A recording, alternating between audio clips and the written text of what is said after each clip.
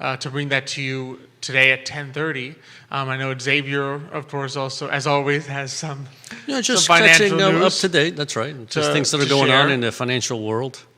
Exactly. And then later at 10:50, we're going to be joined by Nicholas Erpe. Oh, that's going to be fun, the too. one and only. He is the chief marketing officer. That's right. For Emergent Financial Services, as well as one of chief our financial planner, too. Exactly. That was our chief financial planner, and that's what he's going to be talking chief. about today. Just some things to think about. Yes. In the concept of financial planning later in the show today. So yeah, be sure to share with your friends. Let them know what's going on. Grab your café con leche, your coffee, whatever you need to get you going in the morning. Tea. Espresso, tea. There are tea lovers out there. Have a seat and join us for today, mañana. Yeah. And of course, any questions, any financial questions, tough ones, go to Alex. The easy ones go to me. That's just the way we go. That's the way it rolls. So feel free to post the questions and we will answer them. Well, at least try. Or at least try.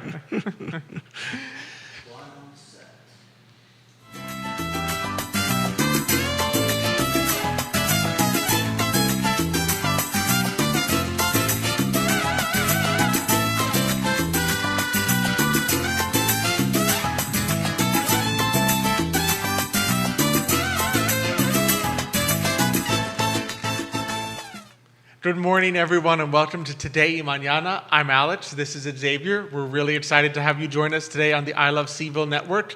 As always, we are presented by Emergent Financial Services. We are powered by Cristel Noel State Farm Agency, and we are partnering with Forward Adelante, the premier, Latino networking group here in Charlottesville, Virginia.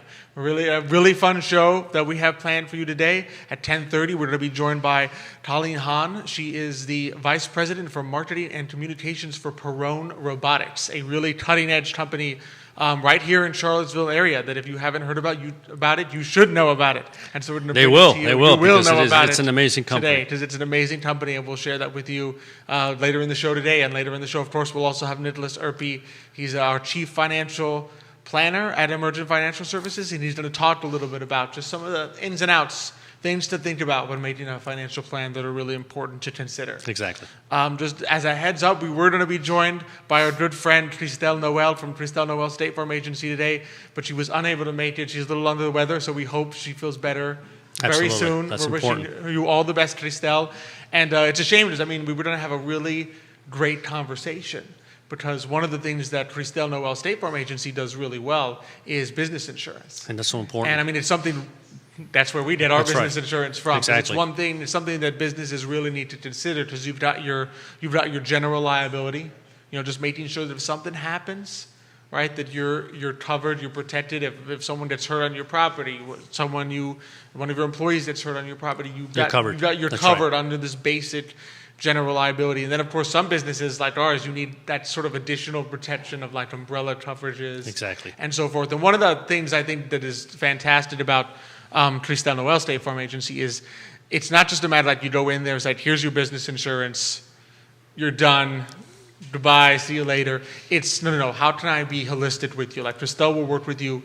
Wait a second, can we save you some on your personal insurance? And what is it that you need? Can we put some car insurance? Exactly. Does your car insurance, would that be better fit for your business? Right. Is it a better fit for your personal? That's right. Right. What do you actually need? That's one of the things Cristel has always talked with us about, right? Her philosophy is, I don't have these things that I sell and I figure out which of them I can sell to you. It's, what do you need? And do I have, what can I provide it to you? Can I get you access to the resources, insurance-wise, that you need to be successful on both a personal and a business level? And so that's a fantastic thing. Yeah, it's a package, and she's able to take that whole package and say, what's the best fit for you and your company? Exactly. And that's, that's the kind of service you don't get from everybody. Exactly. So it's why she's at the chairman's circle for, I think this is 2 years running now. Exactly. One of the top 20 agents in the entire country for 2020. I think she was I think she may even have made top 10 of new agents in the entire country. So it's a network event, right? And basically, when you treat people with respect and you treat them in such a way that they want to come back to you, then of course they'll tell their friends and their business, colleagues, and say, "Hey, this is who you have to go to because they work with you." Exactly. That's us exactly, right? Exactly. It's all about service. Knowing Cristel and trusting her with our insurance. That's right. So definitely even though we weren't able to have her on today, we're going to have her on soon. But be sure to check out Christelle Noel, State Farm Agency. They're always doing new events, things that are happening there. So be sure to check them out on Facebook. You can also find them todaymanana.com, one of our partners for the show. And hope she feels better. And we definitely hope you feel better very soon, Christelle, and will come and join us. And I know there's a lot going on in the finance and economic world. So we figured we would do I know you've got a little rundown of things that just have been on your mind lately, both through the research you've been doing and the things you've been paying attention to and tweeting about on Twitter at Xavier Urpi. Well, the important thing is sometimes we talk about events here, and those events aren't just one-time events. They linger on, and things happen in the marketplace, which I think are important to have people understand that, the finance world is a world that continues to change and adjust and move, and so you have to be on top of it from that perspective. And I think it was either last week or the week before that we were talking about China and the stocks, China stocks, and again, my feeling has always been a government can do whatever they want. They can do what they want that they believe is best for their country, for their people. It's up to them, right? How we react to that as an investor is up to us, exactly. Right? And so, we recognize that the Chinese have said, well, any company that does basically technology, we're not going to provide the financials. We'll give you the financials, but nobody can look at them. Any company that does education can no longer earn a profit. Again, that's their choice. And then I think yesterday or recently, that China basically halted private equity funds from raising money, right, for residential projects, right? So here's again a situation where they are dictating in the corporate world what can and cannot happen, right? So, and again, that's their choice. That's up to them what they want to do with their corporations, with their industries, but we as investors have to sort of take that into consideration. That's right. We definitely have to take that into consideration and say, that's fine. And those companies may do very well. Some companies may do very well. But if you don't open up their financials, I can no longer invest in you, right? Because I want a third party to look at that. I want to be able to look at it if I want to. And if I can't, then from a fiduciary point of view, I can't tell my clients, I'm going blind here. I'm just, I'm taking the word of another government, right? No, I can't do that. I mean, so you'd basically be saying to your clients as an investment advisor, I don't really know how much money this company makes. I don't really know what their sales are. I don't really know what their expenses are. I just think they're going to go up. Yeah, exactly. And I got a gut feel. I got a gut feeling. Yeah. And your client might say, I'm not sure I'm paying you entirely for your gut feeling. I'd like a little research to go with that gut feeling. That's right, yeah. Is it 60-40, 50-50? Where's the gut coming in, right? And then the other thing was, and I'm sure a lot of people have read that, there was a cyber hackers, right? I think they hacked, I think it was a Poly Networks, and they got a way of, I think, hacking and stealing $600 million. I understand that they're giving some of that money back, that they did it for fun. But it's an interesting point of view that, again, they hacked the investment firm. They didn't necessarily hack the cryptocurrency wallets. So this is an investment firm that owned cryptocurrency? Exactly, yes. Yeah. Okay. And obviously they don't give you all the details how that happened, right? Mm-hmm. But the point being is that those things can happen. And you and I always worried about these kind of events, that if somebody who's doing it for fun can crack and hack and get away with $600 million, which is not very much, but for that firm is huge, right? Mm-hmm. Then you start worrying about the protection of everybody else, right? I mean, who am I going to do my cryptocurrency, and what are their protections to make sure? And that's one of the major things with cryptocurrency that people sometimes don't think about. It's not like you go out there and you're buying dollars where you can get it physical, it's held in money market funds and so forth. With the cryptocurrency, you have to work through, with any currency really, you have to work through an exchange. That's right. There's no Bitcoin.com, I'd like to buy 5 Bitcoins, please. That's right. You're working through exchanges held in wallets, held in certain wallets as in digital wallets. Digital wallets, exactly. There's no actual coin. But you're working through other interfaces. That's right. Which themselves have their own new challenges because of the fact that cryptocurrencies are essentially untraceable in certain ways. Yes. And so there's challenges in investing in those currencies that you have to think about before you take that first step Yeah. and say, yeah, I want to buy $100 worth of Bitcoin. It's not as easy as that. No, it isn't. And I mean, there are ETFs coming out, there are mutual funds coming out that have, a multitude of cryptocurrencies. And like you always said, there's nothing wrong if you feel that is an area of the marketplace you'd like to invest in. That's fine. Just make it a small percentage, right? Exactly. Because you just look at the volatility of Bitcoin itself. I mean, it goes from 100,000 down to 30,000, up to 60,000, back down. There's just a lot of volatility there. So it's very important to say, when am I getting in? When am I getting out? How much money do I want to make? But you don't want to be in this situation where you buy it at the wrong time and it goes from 100 to 30 and you put a lot of money into that. Then it's a sad situation. So again, diversification and make sure it's a small part of your portfolio. The other thing that I want to talk about was, obviously today we had the PPI number come out. The number wasn't good. The producer price index. I'm sorry. Yes.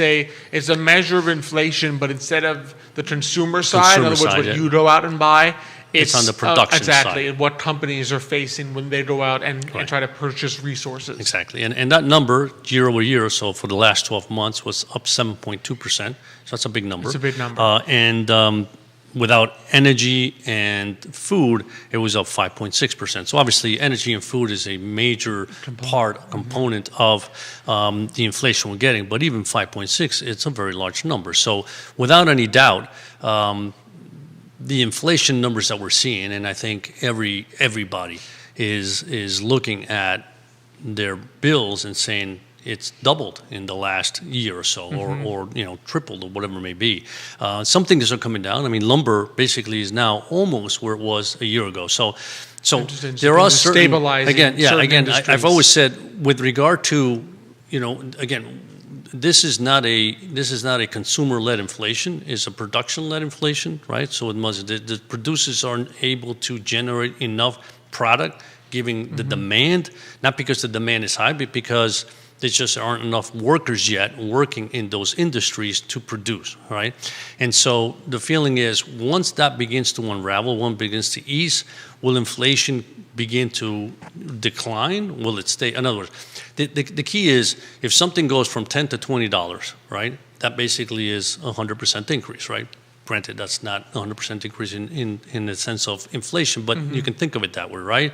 So are we going to see it go from 20 to 40, another 100%, right? Or are we going to see it stable at 20? If it stays at 2021, then obviously inflation popped and then stabilized, right? So that's the key. The question is, we don't know yet what is going to happen. We don't understand yet what is going to transpire, given everything that's going on around the world, between COVID, between subsidies, between stimulus packages. There's just so much that's being introduced into the marketplace that the financial markets are sitting back saying, what's good, what's not good, what's bad, what's not bad.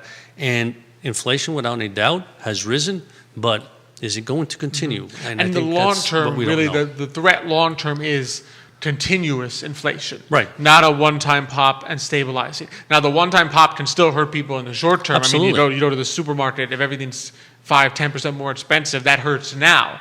Right? But in terms of eating away at your savings, the bigger threat is not the one-time inflation of 5% followed by stabilization, but rather the endless, like the constant and continuous increasing of the price level, because that's what eats away at your savings in perpetuity. Well, because you have to think about it. If you get an inflation rate that's between 5 and 7%, then the hope is that two things, right? One, your funds will continue to grow at that plus more, right? Because they have to grow greater than 5 to 7%. And your salary has to grow 5 to 7%. Otherwise, your salary is decreasing over time as opposed to keeping up with inflation. So those are the key elements that one has to think about, right? Absolutely. That makes total sense. Yeah. And I guess the last piece, I don't want to take up the whole time here, but the last piece, because it's the bond piece, right? Yesterday yesterday was the 10-year auction, the U.S. Treasury 10-year auction, and I thought what was interesting is that 77%, and I think they auctioned $41 billion, right? And 77% of that auction was won by indirect bidders. Now, what does that mean? That means that there were bidders outside of the U.S., which typically means central banks outside of the U.S. right, are the ones that So bought not a lot of including that. our Federal Reserve? Or Not included in ours, yes. Wow, So, interesting. so basically, remember, our Federal Reserve doesn't buy, right? Yeah, Not okay. technically. Not that way.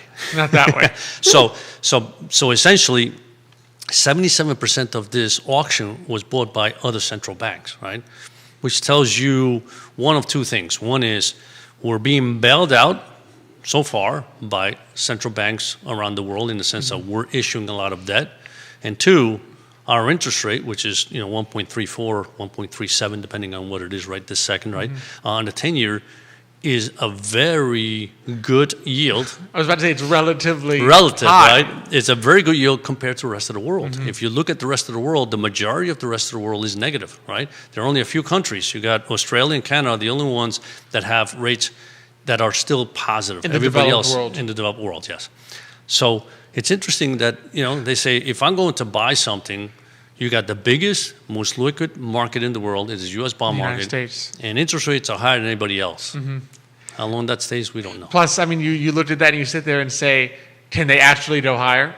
I mean, there seems to be only one direction, right? Because when you have the way bonds work, right, the more demand for bonds pushes up the price of bonds, pushes down the yield. It's that inverse relationship.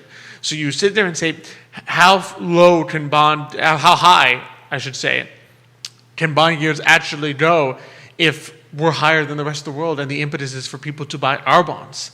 I mean, there really is not much pressure on the upward side, and if anything, there's pressure on the downward side. Well, we talked about it. I mean, you got a stimulus bill coming. You got we got the infrastructure bill, and then they're talking about another $3.5 billion. Stimulus is $3.5 There's trillion. not enough taxes in this country to pay for that. I mean, unless they decide to basically taxes at I'm pretty sure they've 90%. used up this year's taxes. I'm sure they have to raise the they debt ceiling. So we're already in. So somebody has to pay for it. Exactly. Right? The 1.4 trillion is already in debt mode. So the 3.5 trillion would be just more issuance of bonds, which really you sit there and say if the bonds are going to be issued, rates aren't going up. No. Yeah, because it's the cost. The interest rate is the cost, and if you keep the cost as close as possible to zero, means it costs you nothing to issue debt. It costs you nothing to do all these programs. So yeah, that's we'll where see what happens. There's not much. Yeah, we're not seeing much possible movement on the upward direction there. But it's just it is amazing though to see all these things happening with the cryptocurrencies and the markets changing, and you just realize we are very much in a age of transformation. Yes, we are. In terms of how the markets work, how technology works. And so it's exciting to have on today someone from a company that's at the edge of that cutting edge of that transformation. At the cutting edge, because they're producing things at Perron Robotics that we have not seen in our lifetime. It's the kind of stuff that you think of sci-fi movies. Especially in my lifetime. Especially not in your lifetime. Model T kind of thing, Model T. You're a not little, that old. You're a little after. You don't have to sell yourself. But I remember it. You're a little younger than the Model T, just a little. Just a little bit. So we're really excited to bring on Colleen Hahn. She is the Vice President of Marketing and Communications for Perron Robotics. Colleen, it's awesome to have you on the show today. Good morning. My gosh, thank you so much. It's so exciting. Gosh, the information I just heard was amazing about transformation, money, and finances, really important in this day and age. And I'm so excited to tell you a little bit about Perron Robotics and what we do and the kind of market disruption we're providing across transit and transportation. I love that word, disruption. I love that word, right? Because it's so important. We follow the disruption investor. Exactly. As an investor, you always love the idea of disruption. That's where you want to look for your part of your portfolio. So, go ahead and tell us a little bit about, you can start with maybe Perron Robotics, for those who aren't familiar with what this company does, a little bit about that, and then also maybe you could weave in some of your story of how you came to work with Perron. Well, thanks. Yeah. So Perron Robotics was founded by Paul Perron. He's the CEO and founder, and he has the world's first patent in autonomous vehicle operating systems. So he founded Perron Robotics to sort of empower mankind through AV, or autonomous vehicle technology, for the mobility of people and things. Mm-hmm. So what does that mean? That means accessibility options, expanding connections into cities. The applications we do are mainly in geofenced residential areas, corporate campuses, military bases. We do some trucks and freight kind of logistics work as well. Wow. So the tech company itself is founded on Max, our operating system, and this Tony retrofit kit that Paul developed with his team of engineers and software engineering experts. And basically, Tony fits into any vehicle for any job application. So whether it's a Range Rover, a large mining truck, or what we love to call our people shuttles and cargo shuttles. So if you think about hotels and resorts, the transportation of baggage and people, if you think about airport tugs, that's all in our wheelhouse. Yeah. So it can be put into any. So in other words, it's not like, so Perron's not actually creating a brand new car that drives it. It's almost a technology you can put into an existing car that will turn it into an autonomous vehicle in a sense. That's correct. So we work a lot with vehicle manufacturers. So we've got sort of a special list of, and you can go to our website at perronrobotics.com. We have a list of different vehicles that we use. So whether it's the AV Star, currently Green Power Motor Companies has something called the EV Star, and with our technology in it, it transforms it into the AV Star. So it's the first ADA compliant, FMVSS, Altoona certified, roadworthy people shuttle. It's a lot of certifications, right? How do you memorize that? I don't know. But it's a star, and that's why it's the AV Star. So we're currently in Jacksonville, Florida, doing some municipality work in a circular route there. We've got some vehicles that have been on military bases, so it's a really exciting time. As you said, it's an emerging and evolving market, and we are definitely disrupting that value chain for transit and transportation. Now, can you imagine this maybe helping certain cities that have trouble with public transportation, in a sense, being able to, because again, I don't know how they're programmed, but program is such that they know certain areas that, you know, right at 7 o'clock or 7:30 or 8 o'clock, these areas need to get from A to B, and there's always lots of people waiting there. But is that something that can do? That's exactly what we do. So that's a really good application. We've got quite a few announcements coming up regarding that. So sort of intercity connectors, mobility to transit and transportation docks. We've done, we actually in 2019 in the city of Crozet, which is where we're based, right outside here of Charlottesville, because Virginia is a great place to work, play, and build a company, as you all know. But we actually were one of the first companies in the country and maybe in the world that reached what's called level 5 autonomy. So we operated for 3 to 5 months in the city of Crozet doing a connector, and we had no driver interventions.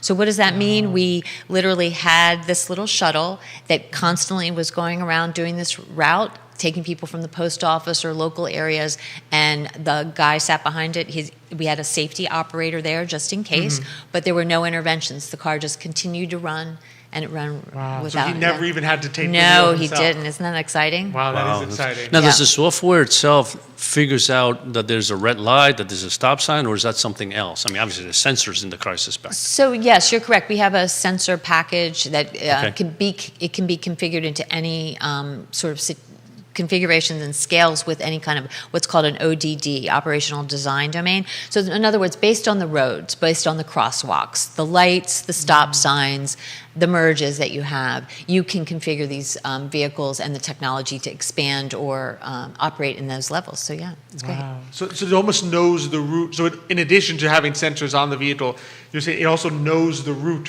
so precisely that it knows there's a crosswalk here, this is coming down the road in a sense? Yeah, so I mean, we do spend some time what's calling mapping. So, you know, you take some time ahead of time and you sort of have drivers and our technology people, our safety operators go through and we sort of program the route, whatever it might be. And then we sort of hit the switch and it goes. Yeah. So it really is like a double layer of protection because Absolutely. The vehicle is aware of its surroundings, but it's also like, I already know what's part of what's coming up. Obviously, I don't know what cars are going to come in and out. But he knows the road. But nobody knows the road. It does, but the amazing thing about the way Paul and the team designed the technology and the configuration of the sensors is that even if we were on a really interesting demonstration in Maryland, and I kid you not, a black cat ran across the road and the vehicle totally shut down and kind of eased to a stop and made sure that nothing happened. So it has obstacle avoidance, and there are many layers of that. So depending on our customers and what they need, we can scale with those requirements. Yeah. It's amazing. Imagine how autonomous. I love the idea, the Right. image of that, the autonomous vehicle stopping for the cat. Said, Checking. no, Yeah, don't. right. I can imagine it, probably like me with the squirrel, like it said more calm. The vehicle's like, don't worry, I know exactly how much time I have to stop to save the squirrel's life. Yeah, no, it's tremendous. And I think what's really interesting is we have a really big event next week at AUVSI Exponential in Atlanta, Georgia. And it's sort of the international show for all autonomous sea, air, land, and space technology. Whoa. We have a big booth, 50 Wow. by 20 feet. We have 2 vehicles, a lot of announcements coming down the pike there. We've got our executive team, and it's just going to be really special. We're excited about that. That does sound exciting. Yeah, That sounds absolutely. like something Absolutely. out of a movie with Yeah. all the different vehicles. So out of curiosity, in terms of the long-term vision, where does either Paul Perron, the company as a whole, where do you guys see, I guess, the future of vehicular travel in the country? Sure. So a couple of things. We just launched a whole thought leadership campaign on LinkedIn. So follow Paul on LinkedIn and check out his opinion about autonomous vehicle technology and where the future is going to be. But Paul, when he designed this and secured his patent, he approaches autonomy much differently than any other vendor that's out there, even the consumer cars. He uses sort of this deterministic and not what we call deep machine learning, which is very complicated, I know. But basically we have this safety certifiable framework, which a lot of the other AV technology does not have. So it's kind of a nice safety factor. And I think the other thing that's really spectacular is long term, we're very smart from a business standpoint to pick these geo-fenced campus areas. So it's a somewhat contained environment where we can reach speeds of 25 miles an hour. We absolutely operate smoothly and already have use cases and are commercialized in that. And I think constantly showing the value in those particular markets where there really is a need can expand the footprint of AV technology long-term into other sectors.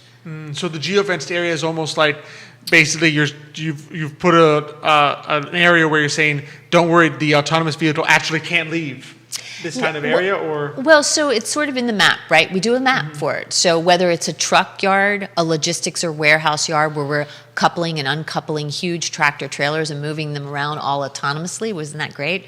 That is neat. To a neighborhood, right? You have a very specific map of each neighborhood, whether it's Old Trail in Crozet, Virginia, or downtown Charlottesville. So we call that sort of a geo-fenced area, where, and once it does that, it sort of has a loop that it constantly does. And so you can check in, you could ride hail. We have those applications coming online in the future, or shortly, actually.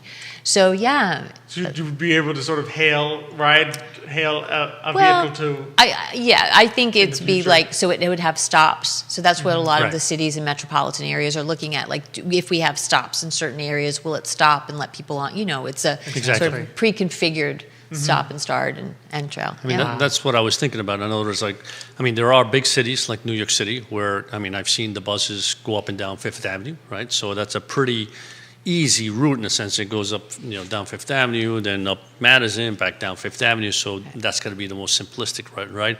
But some place here, like in Charlottesville, where there's more spread, I suspect that would also work, right? For something Oh, like it does. this. It works. We've done mining trucks. You'll see all kinds of applications that that's the amazing thing. The technology is so flexible, right? That was the whole point of Perron's actually founded on creating a technology that doesn't have to have a lot of customization, that it can be used across any vehicle for any job application, as I said earlier, but it's also we don't have to constantly spend months customizing it. If we know the vehicle, we can pretty much retrofit it pretty quickly, like in I'm afraid to say, because the engineers might get mad at me, because then they'll be like, "Oh, Not too quickly." yeah." But no, in a relatively short time compared to the rest of the world. So that's what's so great about it. And I think we have so many proof points that you haven't heard much about it, but I think over the next few months you're going to see a lot of press, a lot of news stories about where we are. Paul was very thoughtful in how he brought the technology to market. Between his approach, between the team that he's built. Actually, we just hired probably about 25 people. We have another 40 we're bringing on board all across the country. So we're growing. And we're looking for a couple new locations to expand not only our corporate offices, but sort of to create a state-of-the-art track on the East Coast for autonomous vehicles. Wow. So it's exciting. That Very is very exciting, exciting. very exciting. Yeah. And just amazing that you guys are located right here in Crozet. I know. How did that happen? Well, I think Paul went to school at UVA, Okay. and I think also, the Albemarle County was so wonderful to the company when we first spun out. We have a place there. They were very good about funding our first road case tests, and we have a great relationship also with VDEP now, and we just expand that. As I said, Virginia is a great place to work, play, and grow your business. I love it here, and as we bring on new people, we hope to spread the news about the kind of innovation. You've got so many universities, Absolutely. great workforce, right? So, yeah. Number one state to do business for precisely that reason. That's right, The exactly. nature of the workforce here. That's Yeah. right, exactly. In Virginia. Talented workforce, yeah. So I'm going to combine an audience question with, because I know we want to know, some of the things that are coming down the pipeline. I know you mentioned the event that you're having in Atlanta, but Nicholas, audience viewer, also asks, would love to hear about anything new coming up in terms of Charlottesville and Albemarle market area. But I guess you're doing some things already in Prose. We are. We test vehicles all the time, both on public roads and as I said, we want to expand. I think one of the key things about what we're doing in this area is we're negotiating with some transportation and logistics entities, Awesome. state and city run, to expand our footprint and to offer more accessibility and mobility options through our technology and the different shuttles. We've got the 6-seaters, we've got 19-seaters, we have this ADA compliant wheelchair vehicle. Wow. We just have a big announcement next week about another vehicle that we'll have it on our trade show booth, so please stay tuned and follow us and see that. I'm dying to spill the beans, but I need to be careful. So it's great. Promise not to get ahead. Right. And we want to work and stay in Virginia. So the more opportunity, like I said, military bases are a big focus. And corporate campuses, satellite parking, Right. so airports and shuttle parking. Especially, yeah. Right, perfect application That is for perfect. us. So we're hoping to really expand in that area across the state. That is awesome. So where can people who want to get in touch, find you guys, read, learn more about what you do, or maybe even follow the event that's happening next week? Sure. So we're on LinkedIn, Perron Robotics. And then our executive team is there as well. So you can always friend us, and we're on Twitter. We're on Facebook. For AUVSI, they have their own output, and they'll be doing some major releases with us next week. So it's AUVSI. AUVSI. Right. So you can all look up that organization, and you can always just reach out to us through the website, perronrobotics.com. We've got some contact information, and feel free to reach out anytime. We love to talk about our technology, as you can tell. I'm sure, As yes. you can Well, tell. for good Yeah. reason. It's a For great good technology. reason. Yeah. Yeah. It's amazing. Yeah, I would really encourage people to check out AUVSI because, the idea of a trade show for autonomous vehicles, and you said land, air, and sea. Sea, air, land, and space. Sea, So air, it's land, and you get the space. whole thing, right? I mean, Wow. it's like So a the sci-fi dream. ecosystem. It really is. And you really see the power of what we do when you see those types of applications. So it's great. Absolutely. Well, Colleen, thank you so Perron much Robotics. Oh, for right. joining us. Yes, There for you are. sure. Your hats, Thank your you hats, so right? much for these incredible. There There you you go. are. Perfect. There we go. Color Thanks coordinated. for You having are. The me. shirt, beautiful. Perfectly. Thank you for having me, and we're so excited anytime. Absolutely. you so Thank you much. Looking for forward coming to it. on. Looking forward to it. And be sure to check out perronrobotics.com. Can't wait to see LinkedIn, I think one is- of those buses here. That's what Oh, I like that to would be see. cool. That'll be very cool to see. And Absolutely. especially Paul Perron on LinkedIn, where Yes. you can read about his thoughts on just the future Yes, no, I'd like of to do that. autonomous vehicles. Here in Charlottesville, I know Nick is going to be joining us soon. He's already wearing the so hat. excited with his Perron Robotics You have a hat. hat on. Thank That you. he's going to join us shortly. But thank you so much for joining us. Thank you. Thank you Thank very you so much. much. So much fun to. This was great. Yeah. I mean, To just learn about I love these to see incredible- those things. Just And I like love I said, Colleen's there's some enthusiasm. Oh, You absolutely. can tell when people are when companies are For really good reason, passionate right? about what they do and about the area that they're in. And it's just so awesome to have a company like that here in Albemarle County. Right Yeah. here. And Nick is here with his Perron Robotics Showing off hat. the Showing hat, off- the hat, the tag, the smile. Fantastic. Yeah.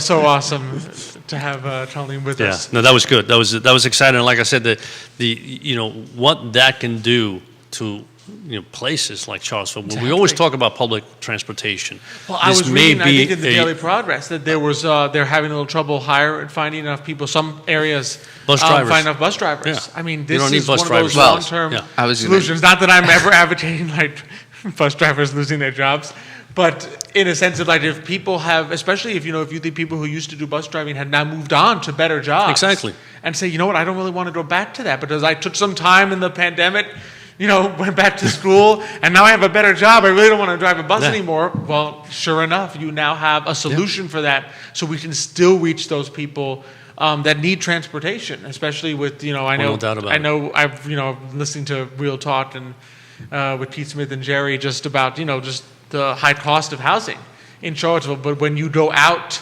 to the further regions to get lower, your transportation costs go higher. They go higher. So the more we can have that kind of innovation in transportation, I think the better off all of us are going to be. 100% agree. Well, I was telling Jerry behind the scenes, I'm going to make a shout out, Keith Smith, if you better be watching this episode because you were watching, and Quentin Beckham, I know you're out there. They were having this conversation on Real Time. I was having it on the side, on the comment section. I was having with Quentin Beckham, but I mean, this is one of the things that they love to talk about. But this is one of the things that could be definitely something in the future. And whenever we talk about things like could an industry lose its job? If it's slow enough, it's not a problem because I know I love history. So we're just going to start off with just my ending this segment and flowing into mine. I'm going to be, remember, there was a time when a shirt had to go through the sewing person, had to be sent to the person who had to put the little frills on, had to be sent, and that was only for one shirt.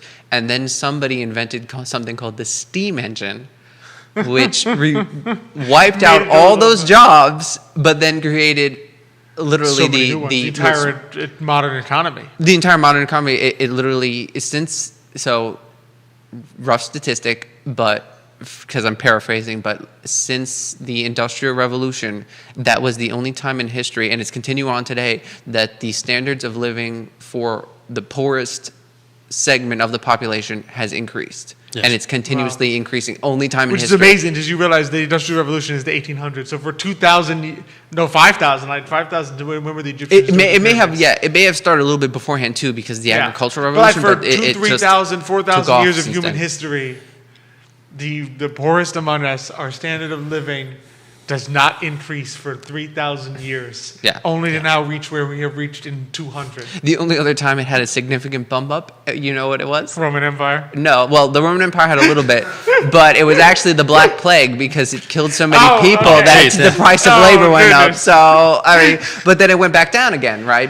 And that's the thing about capitalism. It's so collaborative that it's productive. Absolutely. The money goes in the right direction, flows to the right direction. But as long do we even need to introduce him at this point? No, I don't think so. I feel like it's Nicholas Irby, right? Is that who it is? I think I got Nicholas Irby. We have now discussed in the course of 2 minutes the Industrial Revolution, the Roman Empire, and the Black Plague. Well, you brought up the Roman Empire. I did bring up the Roman Empire. And the Black Plague. So you know that Nicholas Irby is on Chief the Financial Planner and Chief Marketing Officer for Emergent Financial Services is on the show. And all that knowledge goes into every financial plan. It's true. Not the Black Plague knowledge, but the rest of it. Well, here's some more knowledge that we're going to test Xavier on. So first thing we did. Wait a minute. This is. I am co-host here. No. We're flipping the switch. Well, because Nicholas came to me and said, Xavier always does these trick questions for you. He asks you these questions. Not trick questions, he'll but they're even comment on your segment questions. on Tuesdays just to catch you. That's true. And he doesn't tell you beforehand. For the audience Jerry's watching. questions are good enough without you putting in the even testier ones in the audience. Yeah, Xavier is Every the time one. Jerry says I have a question Let's from get Xavier. on with this. Right. Let's get this on the show here, on the road. So one of the things that we have, of course, when we're talking about a financial plan, we look at is the cost of healthcare because healthcare costs are rising, especially that's right. in your. You're talking about long-term care. We'll get to long-term care because long-term care is one of the solutions to this problem. He doesn't know what it is. So here's obvious. Yeah, I know. Yeah, because I didn't tell you. Well. Okay, so we're going to start, Charles. So thank you to Genworth, right, a long-term care provider. Yes. They published a calculator so that for your area. So for Charlottesville, Virginia. And you use this calculator? I used the calculator to find out ways to make you suffer on live on this calculations all in there? Yeah. Okay. So here's the thing. For home health care, homemaker services, or homemaker health aid, right, when somebody comes to your home, how much do you think is the monthly cost for 2020 in Charlottesville, Virginia? Charlesville, Virginia. That's a tough one because I mean, I'll this give is- you, here I'll we give you go. an estimate. Wait a minute, am someone I coming to your answering this home? question or you're answering it? I was clarifying. Clarify. Someone I coming got to your the- home Yes. to provide home Yes. health. Yeah. Okay. So I'll give you the general because I really wouldn't know what it is in Charlesville, but I would say it's between $4,000 to $5,000 a month. Oh yeah, pretty good. 5,148. And it's nice. in 2030 it's expected to go up to 6,900. Whoa. And in That's 2050, expensive. 12,000. Holy cow. So it's, I mean, and right, this is the thing we talk about inflation. Here's another one: assisted living facility, private 1-bedroom, Charlottesville, Virginia, monthly cost. All right, given that that was more expensive, so private or Private 1-bedroom. It's got to be Probably one less bedroom. though than the no, home. no, I You would think more than the say home I'd healthcare? say This is 10,000. assisted living. No, actually, that's a little bit too high. It's actually 5,800. Okay. Right, and 7,900 okay, so- in so- 2030, and 14,000 in 2050. Okay. The last one we're going to test you on: nursing home care. Do you want the semi-private room or the private? Okay, room? that's Let's the go one. I'm private room. sorry. Yeah, I'm but sorry. the That's what private- I was Yeah, thinking. I said assisted living because Xavier I thought wants you were the- guessing. Yeah, yeah. So, Xavier wants the private room. Not Yeah, the Xavier wants a semi-private. private room. so that was my $10,000 answer. Well, $8,000, but it's $10,000. Wait, 10,000 here? 8,000 Charlottesville, Virginia. Okay. Oh, okay. So it's 10,000 Based on in- annual rate divided by 12 months. So yeah, so this is, yeah, I don't know, I was reading the byline at the bottom. But yes, $8,000 Okay. a month. Wow. a month. Yeah. A month, 10,000 it'll be, and they're projecting basically 11,000 in 10 years. That's a lot lot. of No, money. it's incredible. That's yeah. a lot of That's money. why when you're looking at a financial plan, you have to look at long-term care because if I remember also the statistics is if you live beyond 74 years is when you begin to be in the high category that you're going to need long-term care. Exactly. And so it's, and What does that obviously mean? The at that life time you expectancy. can't buy it. Exactly. I mean, your average life expectancy is what, 68?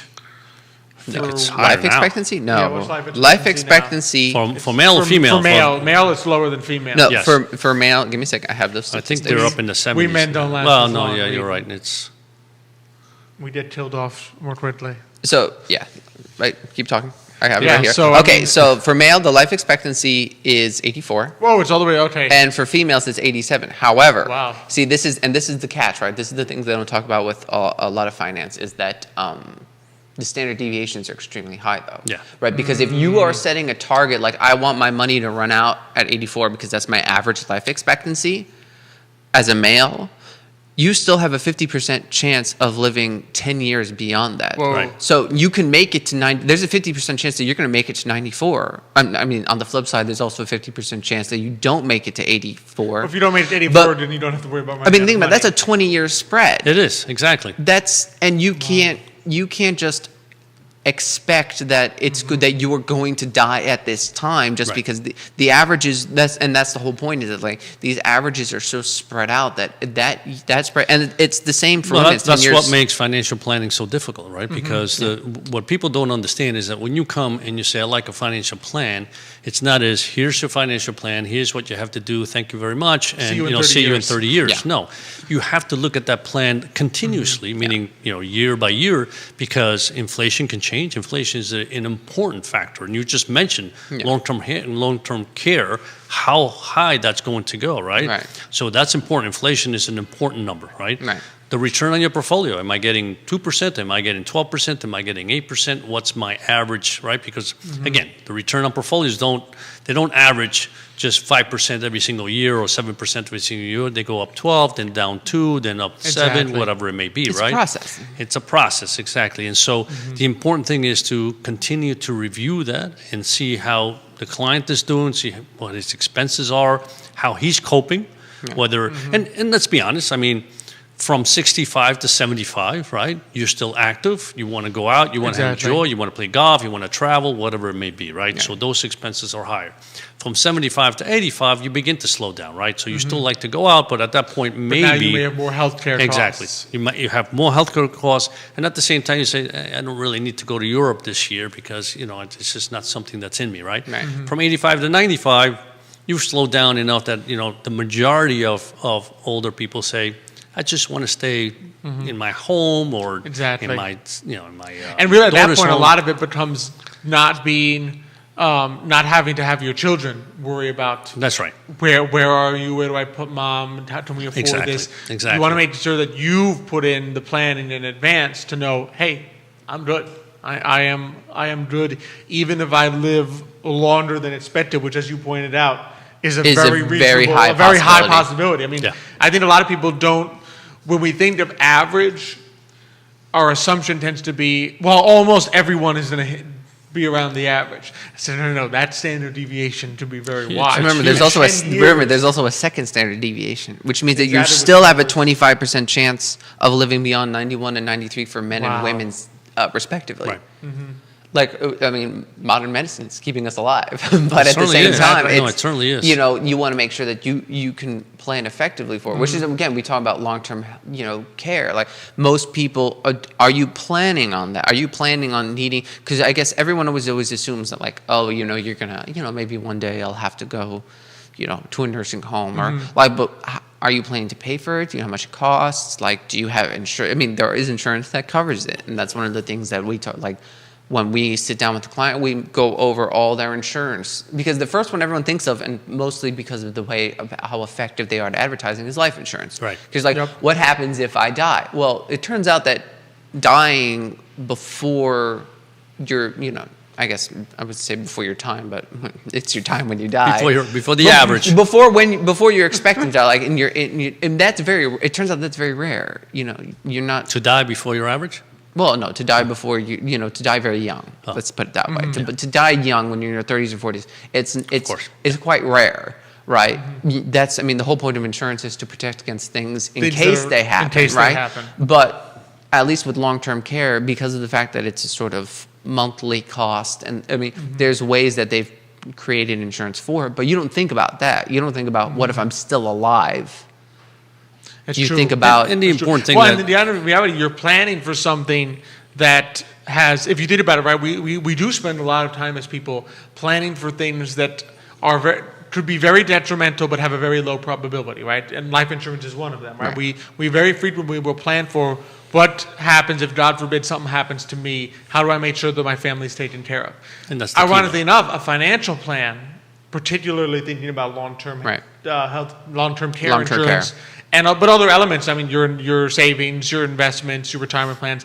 Financial planning is about planning for something that has a very high probability of happening and a major impact on your life. So imagine if people put as much time and care into working with financial planners as we did in getting life insurance. Because, like you said, there's a 50% chance that you may end up in that 80 plus 90s age category, right?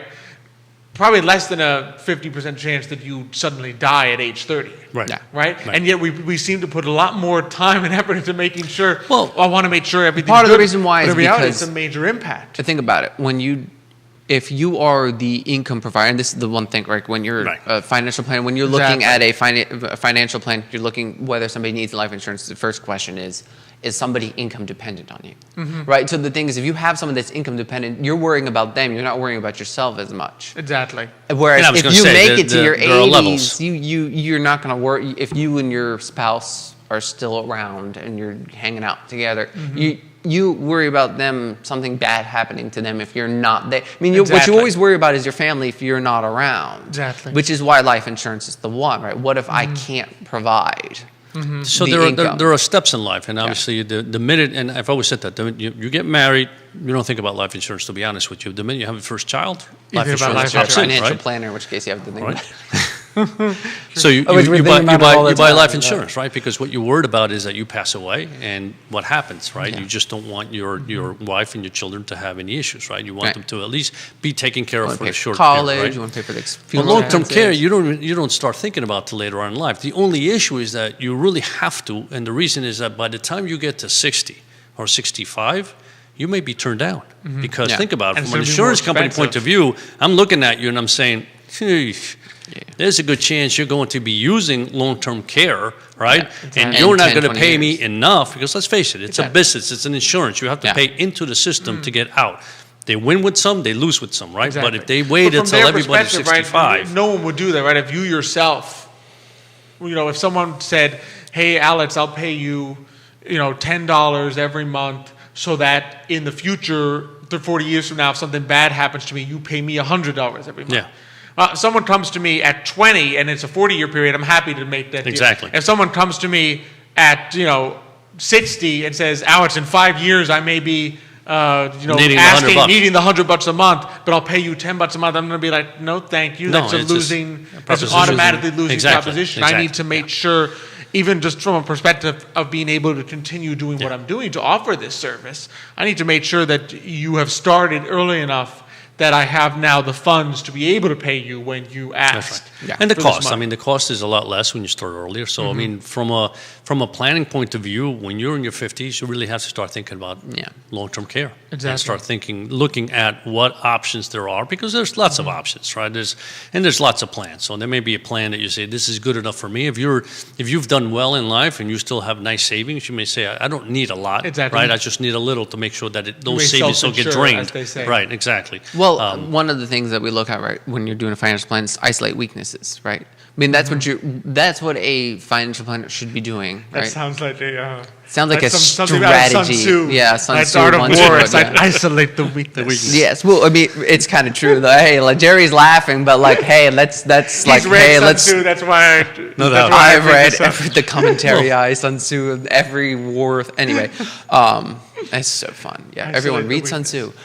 But one of the things is like you isolate the weaknesses. You examine a plan, right? You're examining somebody's life, what their financial situation. You're trying to kind of pick apart and see, okay, let's fire test it. Which again, we all believe in, right? My father and I will just like crawl over a plan, seeing like, well, what happens if we raise what happens if inflation? I was going to say interest rates, but not. If inflation goes up, what happens if income goes up?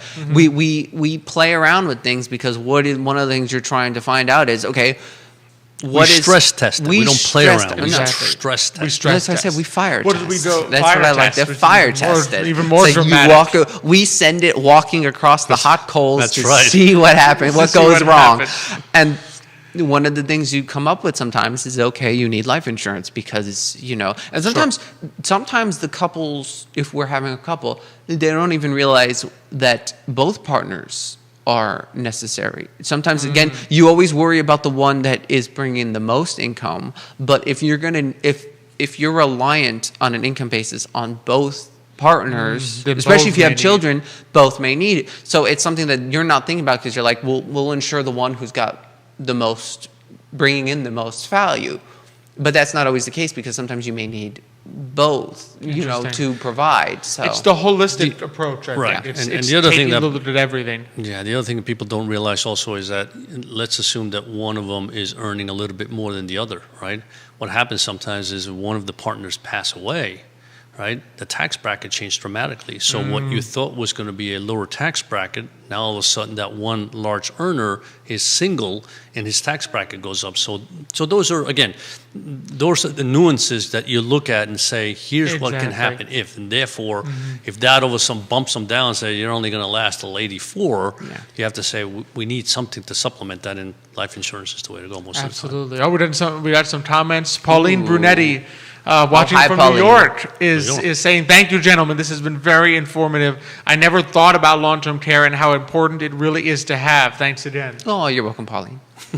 Yeah, almost, because it is. It's one of those things that I think when people, and I mean, as we talked about when we were on Real Talk with Keith Smith, that you think of financial advisor, financial planner as being in a certain sphere, right? My retirement accounts. Right. How much should I save? How much should I invest? But it really goes beyond. I mean, when you're developing a financial plan, you were looking at everything. You were looking at someone's house. You were looking at the value of their home. You're Right. looking at their mortgages. You're looking at their car loans. You're looking at their student loans. You're looking at their long-term health care. Right? You're looking at their life insurance. You're looking at, well, what if this happens? What if they lose their job? What if they lose their job in 5 years? Sometimes we'll say, well, we'll notice, right, that if someone loses their job in 2 years, they're fine. If they lose it in 5 years, now suddenly they're in trouble because things have changed. Right. So it's just a matter of looking through the whole thing and doing a holistic overview of someone's financial life, basically, that sometimes you don't think about when you hear the word financial advisor. Right. So No, exactly. So much that goes into it. Yeah, To think about. and you know we talked about it, but it's a continuous process, right? So, Well, that's the thing, right? It needs to be revised. And the reason being is that, again, the market's changed. So if 1 year the market's up 12%, right? And especially depending on the age, if you're like in your 70s and market's up 12% and the expectation return is 6%, you say, do I lock in some of these gains? Because now we've built a nice cushion, right? And you push the window further out, you know, for life expectancy. So all that is part of the planning process. Obviously, the initial plan is just a lot of data collection, a lot of communication with the client, trying to figure out, you know, what are their goals and what are their likes and dislikes and what kind of life they like to lead. Because again, if you're somebody that looks to travel and go places, that expense is high, right? If you're somebody that says, I just want to live in my house and just, you know, work in my garden every single day, those expenses are lower. So those come into play, right? Yeah. Yeah, it's working with someone to know them on a personal and financial level is the key. And that creates and a honestly, powerful- it's one of the most fun part of at least What we what do. I believe It is. of what I do, right? And what we all do. I hope it's the same for you guys. What I meant to say was because you work with people, you learn about them, and Working and with it's, people, yes. Working with you, not so much. it's amazing. Oh, no. It's amazing how, in reality, how people are willing to share with you once you begin to talk to them, and you know they tell you more than sometimes you even need to know. But it's just great. You work with people, and it's connecting. It's the pieces, right? Yeah. It's all, and part of the reason why is because, as you know, money makes the world go round, but it also connects everything you do, right? Because everything costs money, right? It's the way we exchange value. So if you put value on something, there's a general consensus that you're gonna have to pay for it, right? I mean, let's face it; it's very difficult to get stuff for free. You value that European vacation. Yeah, you have to pay for it. Nobody's going to take you, you know, for free. Nobody's going to say, come along, let's just go.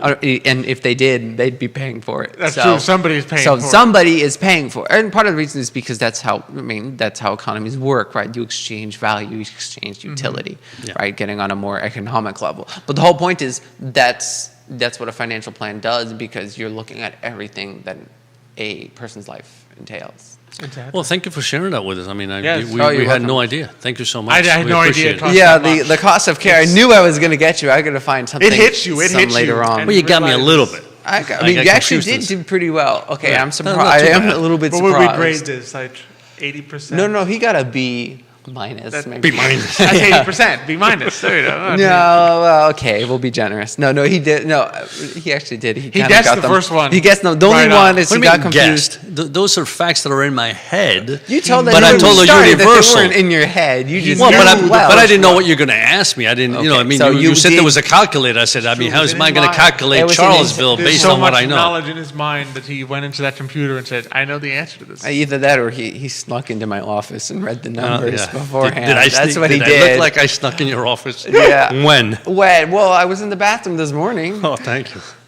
Hey, he and think- I, Yeah, dude, Ask you Michael. pop out quick. And, he and I worked late yesterday. That's true, and they were in my office. So yeah, I he was cheated. listening to you and then making Listening phone to, calls. I think we have the evidence now to know that he evidence. cheated and read the plan. Oh boy. Innocent Isn't to this proven fun? guilty. Isn't this fun to have Oh, him on? absolutely. It was more fun until 2 minutes ago. Yeah. 2 minutes ago, he was like, "This is It was great, great my until, son." yeah, a few seconds and then ago, 2 yeah. seconds ago, he said, "Why did we No, bring him on?" yeah. But thanks. We're really. You're welcome. This has been really good. I really enjoyed that, and a fun show today. It was, I yeah. think just between Informative. very informative. I feel like I had no idea what the Enlightening. healthcare costs. Yeah. And just the high level, like you know how sometimes you know intuitively it must be high, but you don't realize just quite how high. And then just learning all about the robotics. Robotics, yeah. That was At very Perron interesting. is just- Yeah. I enjoyed I that. didn't realize, to be honest, having seen their commercials, I thought it was basically it's in certain areas, the airports and stuff. But so when she started talking about how they can do it in mapped cities, roads, I'm like, whoa, I didn't realize that we had quite reached that point. Yeah. You know, and right here in Charlottesville. That'd be great. It's amazing. And they're It's headquartered amazing. in Crozet, so I mean, Headquartered in Crozet. The another- demand is there, right? demand And is now there. the product is here. we More just got props. to push the government to start thinking about opening up to. I mean, this is what something we Government? talked about. It's Yeah, I mean, private business. no, Let's do no. it In the sense themselves. of like, let them take Oh, over. not being nervous about. Yeah, no, you know Yeah. me. I know you, I'm yeah. saying, Yeah, I think he's thinking, in other words, don't push back and say, "Oh, this is too." Don't be risky. like, oh yeah, no, we'll take care of no, let public transportation become private transportation. Yeah. It's better off. Ah, Works interesting. better. I know you were I talking. agree. You were commenting Listen, on if we that want to the come other back, day. we'll go over, we'll crawl through that University of Wharton study. Oh, we can go through that. Rosalia de I read Rosalia it. Cordaro says, "Good job, Nicholas." Oh, thank you, Rosalia. So she is watching us. She watches alternatively from. She does. She was in Miami. Now I think she's in New York. New York again. Watching okay. us. So thank you for watching us, Leah. So really fun. It's good. Show today, a blast. I know next week's also going to be a What's lot up? of fun. What's We're up gonna next have week? Andre If you Xavier. guys don't tell me. Oh, Andre Andre Xavier Xavier's is next coming. week. So, That's a he's- great name. He's a co-owner of Sivo. I wonder why. I you can't thought wait so. to see I him. wonder why you think Meet so. him. I think he's used that before. But Yeah, I'm getting it from everywhere today. I don't think Jerry should be here every day. I don't think so. so I mean, he's the co-owner of Sivo Hop On Tours and Patch Brewing Company. Okay. Right. You know, so he's going to come on and join us. That's going to be a lot of fun. Yeah, He is that a- will he be. is a- He is a fun guy. And it'll be nice Exciting. to meet him in person Yes, it will be. for the first time. So Andre Xavier next week, be sure to join us. It's going to be a lot of fun, as always. I mean, we're always presented by Emergent Financial Services. Hopefully, we're hoping very soon to have Christelle Noel, our powering sponsor. She's going to be back, 100% healthy, back with us, feeling great, super energized soon. Of Christelle Noel State Farm Agency, which we are super grateful for their support and just always impressed by what they do at that agency to work with people Yeah. on the business They do a great insurance and job. personal insurance side. I mean, as always, we are partnering with Forward Adelante, the premier Latino networking group here in Charlottesville, Virginia. Always love being here with Judah and Jerry. I Love Seaville Network. And Liza? And Liza. And Number Liza. one? No, we always love Liza. And Liza, I hope, loves us as well. I think so. Yeah. She was Yeah. wagging her tail when she saw There us you are. coming today. So I think it's a mutual love there with Liza. And we love you, our audience. We always love to have you watching us. Be sure to share with us any comments, any questions, any thoughts, even before the show. Yeah. Let us know what you're thinking, any topics you want us to cover. Be sure to send them our way. We'd be happy to talk about them. We can bring on Don't Nick, we can don't bring on say, Michael. don't forget to like and share. If you're watching, you know who you are. Like and share the Like show and share, so like that we're and everywhere. share. This way everyone can I'm see watching you. the fun that is today y mañana. And just thanks so much for joining us today. Always love having you all here, and we will see you next week. But until then, hasta mañana.